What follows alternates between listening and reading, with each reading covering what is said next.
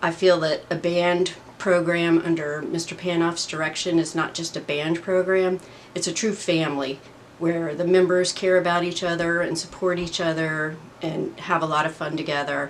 Well, I had a very low point in my sophomore year, and he went through similar things as in his childhood, and I talked to him, and he helped me through it, like with personal things at home and at school too. And so I feel like he was very one-on-one with us, and he helps the students, even though like that's not part of what he has to do.